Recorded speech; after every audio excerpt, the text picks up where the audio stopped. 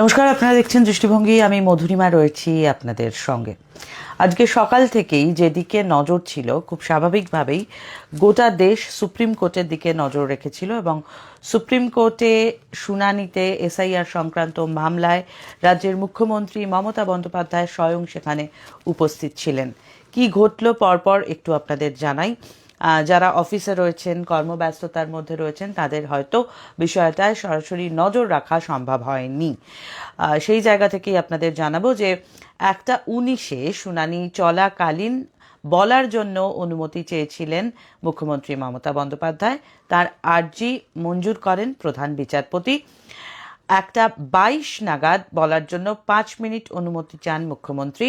প্রধান বিচারপতি জানান 5 মিনিট কেন, আপনি 15 মিনিটও চাইলে বলতে পারেন, তাতে অসুবিধে নেই। কিন্তু পশ্চিমবঙ্গের মামলায় আইনজীবীরা সওয়াল করছেন। প্রধান বিচারপতি বলেন, দুঃখিত ম্যাডাম, আপনাকে বিরক্ত করছি। 1:24 নাগাদ বলতে শুরু করেন রাজ্যের মুখ্যমন্ত্রী মমতা বন্দ্যোপাধ্যায়। 1:26-এ 100 জনের বেশি মারা গেছেন, বিএলওরাও মারা গিয়েছেন। কেন এইরকম একটা নিয়ম করা হয়েছে তা নিয়ে প্রশ্ন তোলেন এবং কেন বাংলাকে টার্গেট করা হচ্ছে এই প্রশ্ন তোলেন রাজ্যের মুখ্যমন্ত্রী। 6টি চিঠি দিয়েছি কমিশনকে, উত্তর দেওয়া হয়নি কোর্টে দাঁড়িয়ে বলেছেন মমতা বন্দ্যোপাধ্যায়। তারই সঙ্গে জানিয়েছেন, কোথাও বিচার পাচ্ছি না, দয়া করে আমাকে বলতে দিন, মানুষ কষ্ট পাচ্ছে, পশ্চিমবঙ্গ থেকে এসেছি, গোটা পরিস্থিতি বলতে পারি। আমার কাছে কয়েকটি ছবি রয়েছে, সেটি দেখানোর অনুমতি দেওয়া হোক। সেটি আমার ছবি না, সংবাদ মাধ্যমেরই ছবি। আপনার অর্থাৎ প্রধান বিচারপতির নির্দেশ লঙ্ঘন করা হয়েছে, মমতা বন্দ্যোপাধ্যায় এমনটাই জানান সুপ্রিম কোর্টে দাঁড়িয়ে। অনেক সময় গরিব মানুষ ফ্ল্যাট কেনেন, আবার কখনো বাসস্থান বদলান, কিন্তু এই সব ক্ষেত্রেই নাম কেটে দেওয়া হচ্ছে।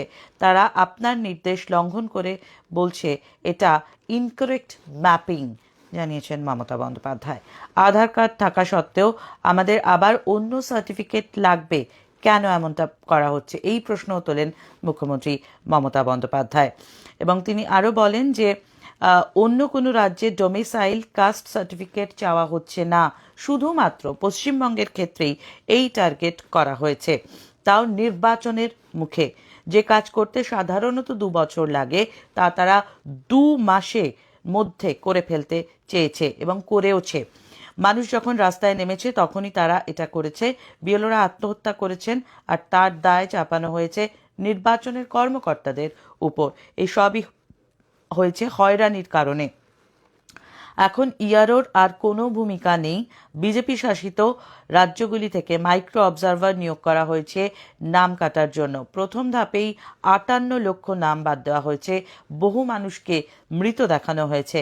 এই নির্বাচন কমিশন এখন হোয়াটসঅ্যাপ কমিশন, এই সব কাজ করছে ওরা, মানুষের নাম বাদ দিয়ে দিচ্ছে। এসআইআর প্রক্রিয়াটি আসলে শুধু নাম বাদ দেওয়ার জন্যই ব্যবহার করা হচ্ছে। তিনি আরও বলেন, ধরুন কোনো মেয়ে বিয়ের পর শ্বশুর বাড়ি চলে গেছে, তখন প্রশ্ন তোলা হচ্ছে সে কেন স্বামীর পদবি ব্যবহার করছে।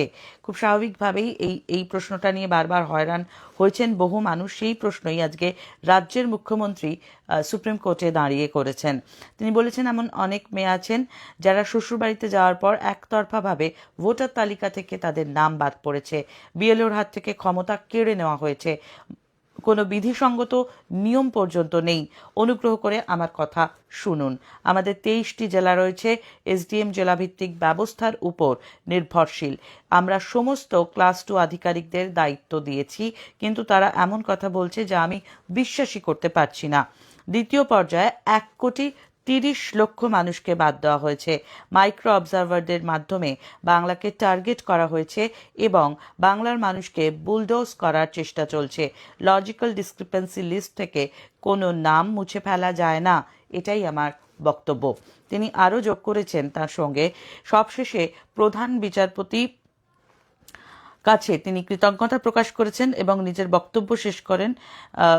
তিনি আজকে দাঁড়িয়ে সুপ্রিম কোর্টে সাধারণ জনগণের জন্য কার্যত একা লড়াই করে গেছেন এবং তার মনে হয়েছে সাধারণ মানুষজনকে যেভাবে বিপাকে ফেলা হচ্ছে এই লজিক্যাল ডিসক্রিপেন্সির নাম দিয়ে, তাতে তার আবারও সেই যে পুরনো ভাবমূর্তি আমরা দেখতাম, লড়াকু মানসিকতা, যে কারণে রাজনীতির কারবারিরা তাকে অগ্নিকন্যা বলে থাকেন, সেই একই মেজাজে যেন আজকে মুখ্যমন্ত্রীকে দেখা গেল। এর আগেও আপনাদের সঙ্গে শেয়ার করেছিলাম দিল্লির বঙ্গভবনে যে ঘটনা ঘটেছিল, শাহী পুলিশকে কার্যত থামিয়ে দিয়েছিলেন মমতা বন্দ্যোপাধ্যায়।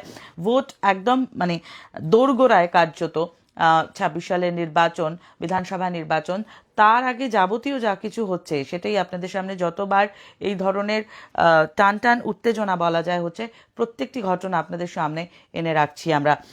এসআইআর নিয়ে কার্যত উত্তাল হয়ে রয়েছে সমস্ত রাজনীতিকরাই, এবং বঙ্গের দিকে নজর রয়েছে গোটা দেশের, নির্বাচন আসন্ন, জল গড়িয়েছে সুপ্রিম কোর্ট পর্যন্ত, এবং সুপ্রিম কোর্টের যে ছবি সেটাই আপনাদের সামনে তুলে ধরলাম। এই বিষয়ে প্রথম কোনো মুখ্যমন্ত্রী কিন্তু সুপ্রিম এজলাসে হাজির হলেন এবং জোরালোভাবে সওয়াল করলেন, শীর্ষ আদালতে তুলে ধরলেন বাংলার মানুষের আওয়াজ, তুলে ধরলেন এসআইআর পদ্ধতির চরম অব্যবস্থার কথা।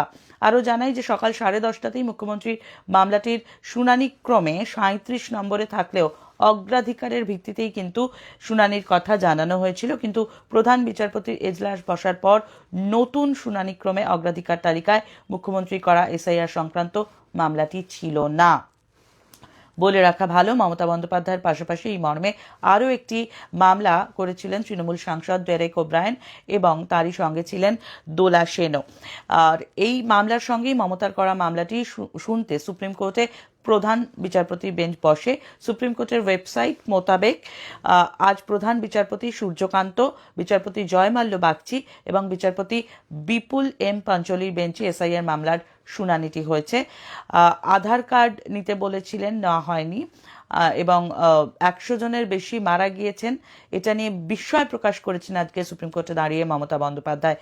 তিনি বলেছেন, সরাসরি প্রশ্ন করেছেন যে আপনারা আধার কার্ড নিতে বলেছিলেন, সেটা নেওয়া হয়নি, এবং তার সঙ্গে 100 জনের মৃত্যুর প্রসঙ্গ তিনি টেনে এনেছেন। পশ্চিমবঙ্গকে নিশানা করা হয়েছে, বুলডোজ করা হচ্ছে, প্রধান বিচারপতির এজলাসে হাতজোড় করে জানিয়েছেন মমতা বন্দ্যোপাধ্যায়। তিনি আরও বলেছেন যে আমার কাছে কয়েকটি ছবি রয়েছে, যে কথা একটু আগেই বললাম, যে সেই ছবিও তিনি দেখিয়েছেন, এবং গরিব মানুষের ফ্ল্যাট কেনা বা অনেক ক্ষেত্রে মেয়েদের বিয়ের পরে ঠিকানা পরিবর্তন হওয়া, বাবার নামের পরিবর্তে স্বামীর নাম যখন আসছে, সেই সমস্ত ইস্যুগুলোই কিন্তু তিনি তুলে ধরেছেন, এবং বারবার তিনি বলেছেন যে কাজ করতে 2 বছরের বেশি সময় লাগা উচিত সেটা 2 মাসে কেন করা হচ্ছে, এবং বাংলার ক্ষেত্রেই বারবার এই বঞ্চনা কেন, এই প্রশ্ন তিনি করেছেন। এবং তিনি একটা পয়েন্টে ভীষণভাবে জোর দিয়েছেন যে এসআইআর প্রক্রিয়া আসলে শুধুমাত্র নাম বাদ দেওয়ার অর্থাৎ ডিলিশনের জন্যই ব্যবহার করা হয়েছে। ধরুন কোনো মেয়ে বিয়ের পর শ্বশুরবাড়ি চলে গেছে, সেক্ষেত্রে কি হবে, যে কথা বলছিলাম এর আগেও 2বার বললাম, সেই প্রশ্ন এনেছেন যে স্বামীর পদবি যখন ব্যবহার করা হচ্ছে তখন একতরফাভাবে ভোটার তালিকা থেকে সেই সমস্ত মেয়েদের নাম বাদ দেওয়া হচ্ছে। এই প্রত্যেকটি পয়েন্ট তিনি তুলে ধরেছেন। আজকে সুপ্রিম কোর্টে যে কথা আপনাদের জানালাম, যে জয়মাল্য বাগচি সহ যে বিচারপতিদের বেঞ্চ ছিল, সেই বেঞ্চে কিন্তু এই পুরো ঘটনাটাই শোনা হয়েছে, এবং তার সঙ্গে আজকে মমতা বন্দ্যোপাধ্যায় বারবার হাতজোড় করে এই যে বেঞ্চ ছিল বিচারপতিদের, অর্থাৎ জয়মাল্য বাগচি, বিচারপতি সূর্যকান্ত এবং বিচারপতি বিপুল এম পাঞ্চলির বেঞ্চে এসআইআর মামলাটির শুনানি হয়। তারা শোনেন বিচারপতিরা মমতা বন্দ্যোপাধ্যায়ের বক্তব্য, এবং গোটা রাজ্য জুড়ে এই এসআইআর এর কারণে যে সমস্ত মানুষ প্রাণ হারিয়েছেন এবং তার সঙ্গে সঙ্গে হয়রানির শিকার হচ্ছেন, এই প্রত্যেকটি পয়েন্ট তুলে ধরে এই প্রথমবার রাজ্যের কোনো মুখ্যমন্ত্রী গোটা দেশের রাজ্যের কোনো একটি রাজ্য, মানে কার্যত ইতিহাস বলা যায়, এরপরে কি হবে সেটা আমরা জানি না, আজকে মমতা বন্দ্যোপাধ্যায়ের বক্তব্য শুনেছেন বিচারপতিরা, কিন্তু এই প্রথমবার কোনো মুখ্যমন্ত্রী এইভাবে সুপ্রিম কোর্টে দাঁড়িয়ে কার্যত সাধারণ মানুষের জন্য গলা তুললেন, লড়াই করলেন। এরপর কি হবে সেটা আইন আদালতের ব্যাপার, আমরা প্রত্যেকে সেখানে মেনে নিতে বাধ্য, এবং আইন সুপ্রিম কোর্ট যেখানে শীর্ষ আদালত যা রায় দেবে, যা বলবে সেটা আমরা প্রত্যেকে শুনবো। কিন্তু এই যে ঘটনা, এটা আসলেই একটা ইতিহাস, এবং সেই ইতিহাসের দিকেই সকাল থেকে আমাদের প্রত্যেকের নজর ছিল। আজকে এই ঘটনাটা যখন ঘটছিল, আমি ভাবছিলাম যারা হয়তো ট্রেনে বাসে যাতায়াত করছেন বা হয়তো কর্মক্ষেত্রে ব্যস্ত রয়েছেন, অনেকেই ভাবছিলেন কি হলো সেটা কিভাবে জানবেন।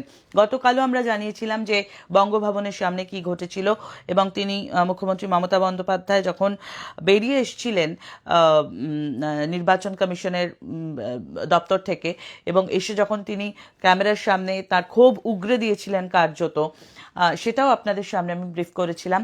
আজকেও কিন্তু সুপ্রিম কোর্টে যা ঘটলো পুঙ্খানুপুঙ্খভাবে পর পর পয়েন্ট করে করে আমরা আপনাদের সামনে তুলে ধরলাম। আজকের মতন এই লাইভটা এখানেই শেষ করছি। আপনাদের কি মতামত, আপনাদের কি মনে হয় মুখ্যমন্ত্রীর এই পদক্ষেপকে কিভাবে দেখছেন?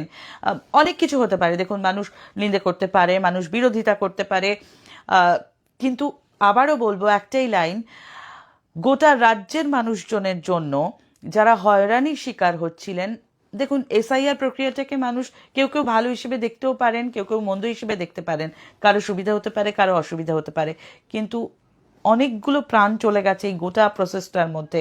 বহু মানুষ হয়রানির শিকার হচ্ছেন। হয়তো কোনো ভালো দিক আছেও, বা আবার কিছু খারাপ দিকও রয়েছে, কিন্তু একজন মুখ্যমন্ত্রী রাজ্যবাসীর কথা ভেবে সুপ্রিম কোর্টে গিয়ে দাঁড়িয়ে লড়াই করছেন, এই জিনিস ইতিহাসে এখনো পর্যন্ত কেউ দেখেননি। এই গোটা রাজ্যের মানুষের জন্য মুখ্যমন্ত্রী পৌঁছে গেলেন সুপ্রিম কোর্টে, সেখানে দাঁড়িয়ে বিচারপতিদের বেঞ্চের সামনে দাঁড়িয়ে তিনি সওয়াল করলেন, তিনি জিজ্ঞাসা করলেন, তিনি তার মতামত রাখলেন। আজকে সুপ্রিম কোর্টে রাজ্যের মুখ্যমন্ত্রী মমতা বন্দ্যোপাধ্যায়ের মতামত শোনানো হলো। এই গোটা বিষয়টা শেয়ার করলাম আপনাদের সঙ্গে। কমেন্ট সেকশনে অবশ্যই জানাবেন যে আপনাদের কি মতামত। আপনাদের মতামত আমাদের কাছেও ভীষণ মূল্যবান। ভোট আসছে, স্বাভাবিকভাবেই শীতও চলে গেছে, পারদ চড়ছে আস্তে আস্তে উষ্ণতার, তার সঙ্গে সঙ্গে রাজনীতির দুনিয়ারও পারদ চড়ছে। এই লাইভটা আপাতত এখানেই শেষ করছি। সঙ্গে থাকার জন্য ধন্যবাদ।